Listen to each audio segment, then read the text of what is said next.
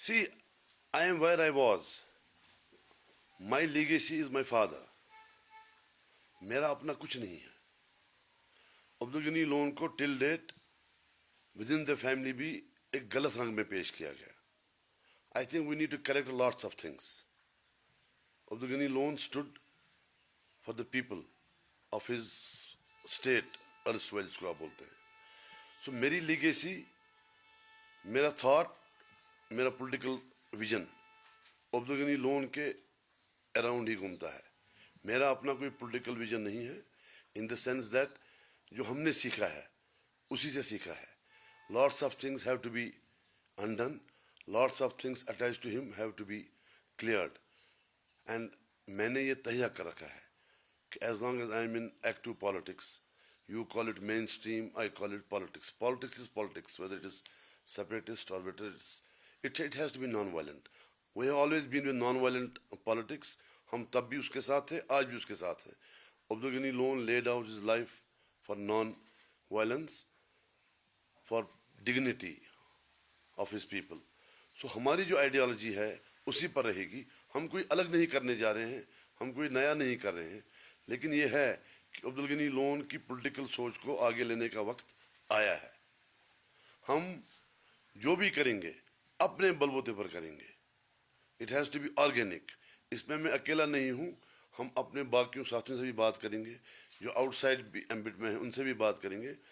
लेकिन लोन साहब की लीगेसी को दाग लगा है, उस लीगेसी को हम ठीक करेंगे इंशाल्लाह. देखिए, some things are from within the family. I don't want to get into the dirty things. You can understand it much better. So, मेरा ये मानना है कि अगर बिलाल लोन को भी सियासत करनी है, Abdul Ghani Lone is no more with us. जहाँ तक उनकी पॉलिटिकल जर्नी का सवाल था, जहाँ तक उनकी ज़िंदगी का सवाल था, अब्दुल गनी लोन को we should use him as a role model. We should not exploit Abdul Ghani Loan. अब वो कहाँ से कब्र में आएंगे, वो अपने डीड्स का जवाब देंगे. I think he has done the best for his people. और हमको लोन साहब की सियासत को एक मॉडल बनाकर चलना चाहिए, न कि लोन साहब को. जो लोन साहब ने नहीं बोला है हमको वो नहीं करना चाहिए. जो लोन साहब ने बोला है कोशिश करेंगे कि उसी को आगे ले जाएंगे. तो somewhere what I want to say is that Lone sahab will not come out from his grave and answer things which are attributed to him. So हम पर ये ज्यादती होती. मैं भी लोन साहब को पॉलिटिकली एक्सप्लॉइट नहीं करूंगा, लेकिन जो मैंने उनसे सीखा है हम उसी को आगे ले जाएंगे. See, to be honest with you, Lone sahab died a unnatural death, right. तो यहाँ तब एक अजीब सा माहौल था, राइट. तो उसके बाद फिर लोन साहब की सोच को आगे लेने के लिए बड़ा टफ था, टू बी ऑनेस्ट. ये जो आज आप हालात देख रहे हैं बड़े डिफरेंट थे. लेकिन मेरी सबसे यही गुजारिश है, मैं अपनी फैमिली के लोगों को यही बोलता हूँ, अपने दम पर सियासत करें. अब्दुल गनी लोन को गए हुए अब 23 साल हो गए हैं.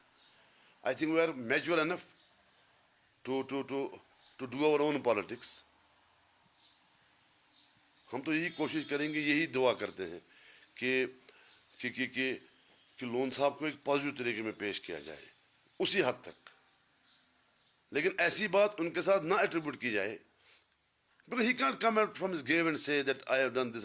He has done very good, I think. So let us leave it with that, very good. Sajjad साहब is a very big, उनका कद मेरे से बहुत बड़ा है. मैं उनके आसपास भी कहीं नहीं, और to be honest very categoric on this channel, मैं सजाद साहब के साथ कभी सियासत करूंगा ही नहीं.